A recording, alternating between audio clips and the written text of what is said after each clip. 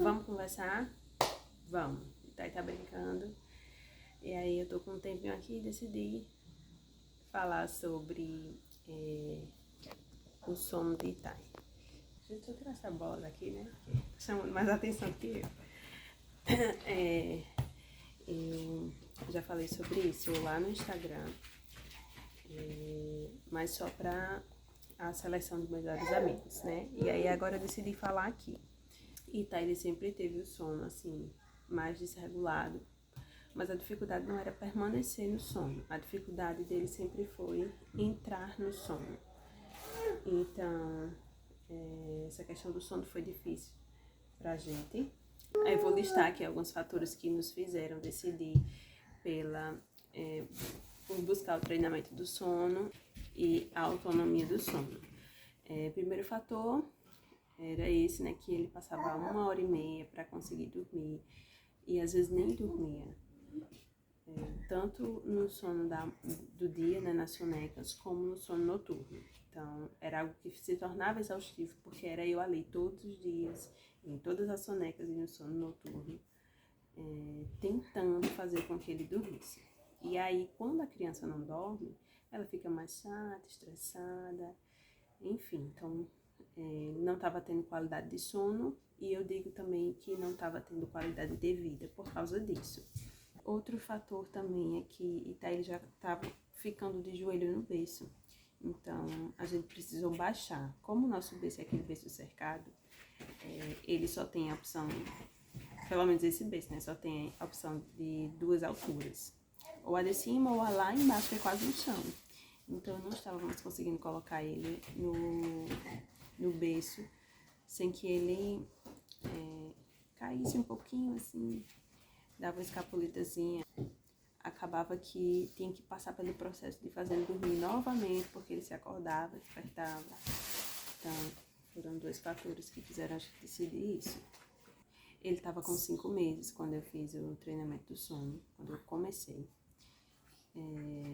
E aí a técnica era a seguinte: pegava Itai, fazia toda a rotina dele de noite, colocava ele no bercinho e ficava em pé ao lado do berço. Eu fiz isso durante 4 dias e não foi bem sucedido. Ele continuava, não diminuiu a intensidade de choro nem de nada, então não estava dando certo. É muito exaustivo fazer o treinamento do sono e não estava dando certo, e aí eu digo, quer saber, deixa pra lá. Porque foram 4 dias, eu fazia isso durante as sonecas do dia e ainda no sono noturno, então se tornou mais exaustivo. E aí eu disse, quer saber, deixa pra lá. Só que no 5º dia eu disse, rapaz, eu vou tentar de uma forma diferente.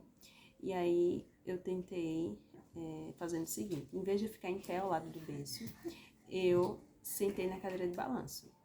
E tá, ele deu essa choradinha rápida, bem básica.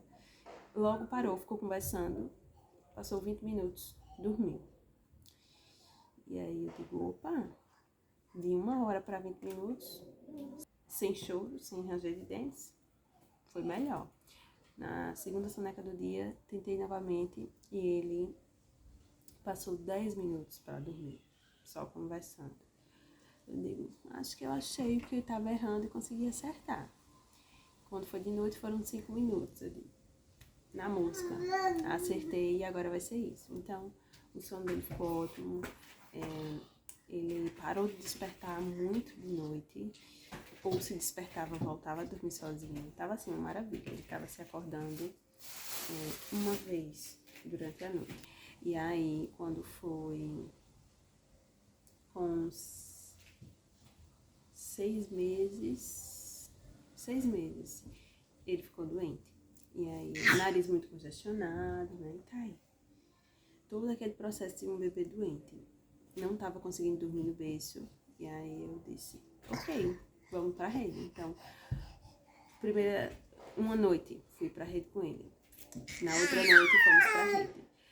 Foram 2 noites na rede. Essas 2 noites foram suficientes, eu falo assim, suficiente, para desfazer todo aquele trabalho exaustivo que tivemos no início do treinamento do sono dele. E tá, ele voltou, não dormia de jeito nenhum. tinha que balançar, tinha que fazer alguma coisa para ele dormir. E aí voltou a ser tudo como era antes. Eu digo, não, agora ele tá mais pesado ainda, eu não vou aguentar ficar colocando ele no berço. E nas madrugadas também começou a ser pesado. Ele começou a se acordar 5 vezes. E eu já tava assim, né? E aí eu disse, não, vamos reeducar. Então, com 7 meses e 1 semana, a gente voltou para tentar reeducar essa autonomia dele. E aí, só que eu fui fazer da forma que eu fazia quando ele tinha 5 meses.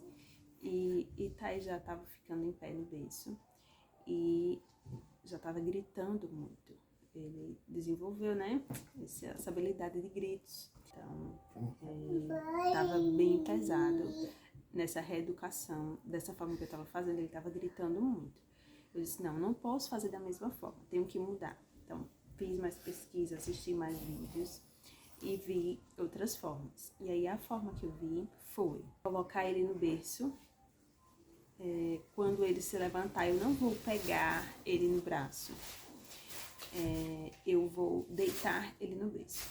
E aí, tentamos assim, acho que uns 2 dias. E aí, eu digo, não vai dar certo. Não vai dar certo, não tá funcionando. Vou deixar pra lá. Não sei pra que eu tô insistindo nisso. Conversei com algumas pessoas, também pedi algumas dicas. E aí foi quando eu criei esperança novamente, né? As pessoas disseram, vai dar certo. Algumas eu fiz assim, eu fiz dessa forma. E aí, ok. Juntei ali muitas dicas e fui tentando adaptar novamente. Assim como eu fiz no treinamento, primeiro treinamento, que eu tive que adaptar, eu percebi que nessa reeducação eu iria ter que adaptar também. Então, eu decidi não deitar mais ele, porque eu tava deitando ele. Ele ficava em pé e eu deitava ele. Então, eu decidi não fazer mais isso. Então, se ele chorasse, eu só iria fazer carinho nele, ficar ali. Eu não saía do lado do berço. Na reeducação já foi diferente, tá vendo? Porque no treinamento mesmo, eu saía e sentava na cadeira, onde ele não me via.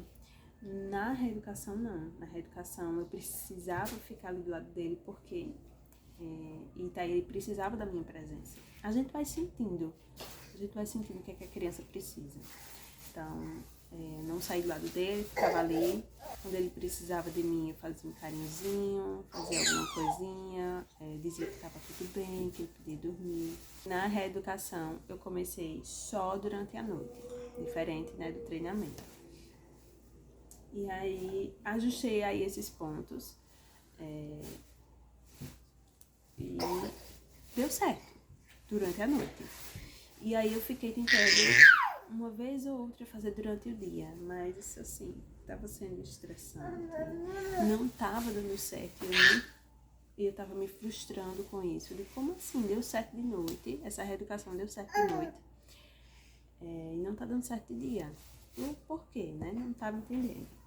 Eu me frustrei muito, porque não estava dando certo fazer nas sonecas do dia.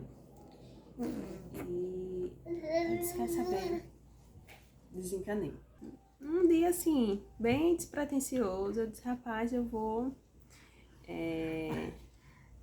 tentar hoje. E eu tentei, e aí eu fiz o seguinte, eu peguei ele tava bem calminho, tranquilo. Peguei ele na soneca depois do almoço. Eu peguei ele e coloquei no berço e saí pro quarto. E aí, de repente, eu não escuto mais ele conversando. Digo, opa, deu na babá, dormiu. Digo, uma vitória. Conseguimos durante o dia. E aí, agora a gente já conseguiu durante o dia. Algumas vezes